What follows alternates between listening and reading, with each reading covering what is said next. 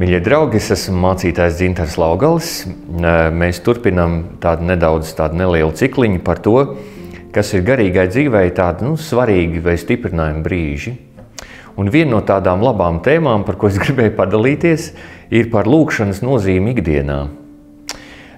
Reiz kāds mācītājs, un viņš to arī savā grāmatā vienā ierakstījis, ir, ka luterāņi mēdz daudz runāt par Dievu un maz savukārt runāt ar Dievu.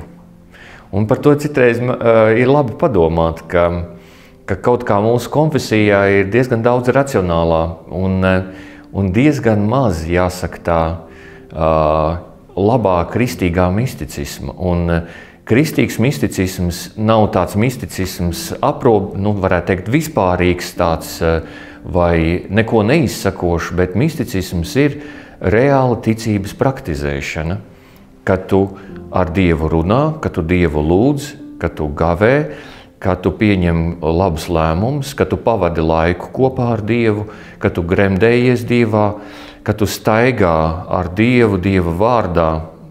Tas ir tādā ziņā pēc kristīgās klasiskās tradīcijas ir misticisma pamats.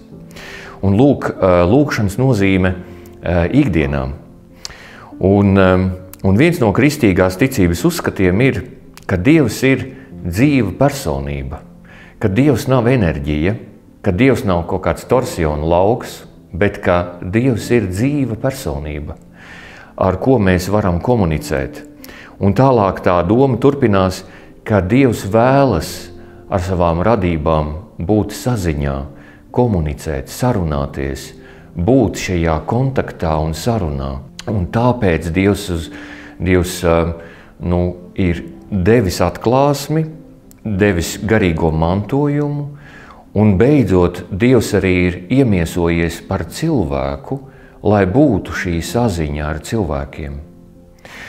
Un šajā ziņā ir tādi labs vadmotīvs svētajos rakstos, ļoti daudz, tā ir viena no tādām svēto rakstu pamattēmām - lūgšana.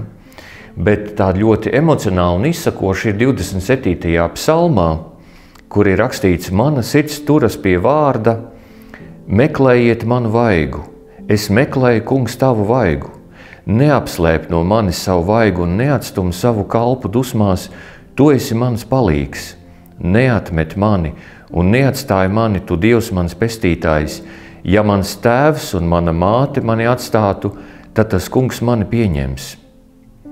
Un šeit ir par to, cik svarīgi ir cilvēka sirdī turēties pie šīs skaidrās apziņas, ka es ar Dievu varu runāt par visu.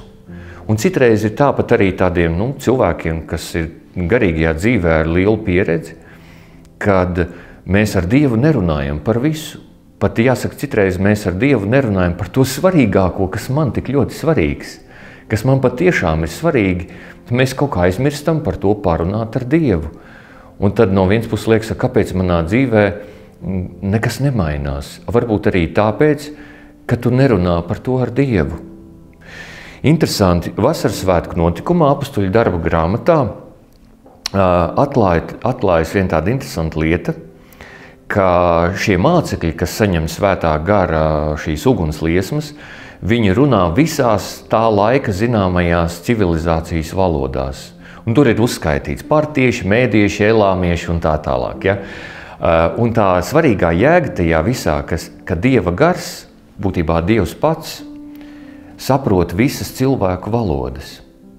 Cik vien valodas ir virs zemes, Dievs runā visās valodās. Un ja mēs turpinām šo domu, Dievs spēja atkodēt ikvienu cilvēka spēju izteikties, komunicēt, būt komunikācijā. Mēs varam vēl teikt tā, ka lai arī kādas ir tavas domas, lai arī kāds tu esi, Dievs tevi spēja saprast. Un citreiz varbūt cilvēkam ir šī sajūta, vai Dievs mani dzird, vai Dievs mani saprot. Un jāsaka, tas, ka Dievs dzird un saprot, ir šī Kristus inkarnācija.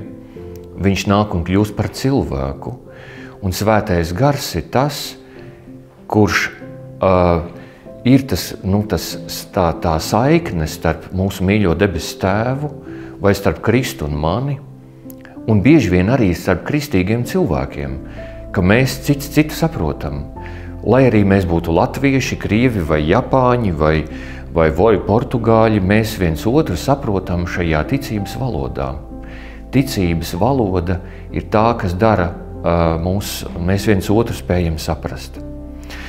Un lūk, un mēs varam lūgt un sarunāties ar Dievu par visu, kas mums ir dārgs un aktuāls. Dievs mūs sapratīs, un tas ir lielisks iedrošinājums mums, mūsu ikdienas lūgšanai. Mēs varam lūgt par visu, mēs varam lūgt dažādos veidos, mēs varam lūgt gan ar savu muti, varam, kā teikt, tricināt gaisu, mēs varam lūgt savās domās, un Dievs tās dzird, un mēs varam lūgt ar savu sirdi, un arī to Dievs redz.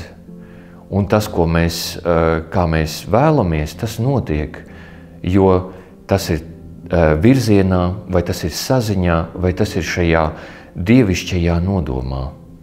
Un to mums svētie raksti atklāja. Mēs varam lūgt Dievu.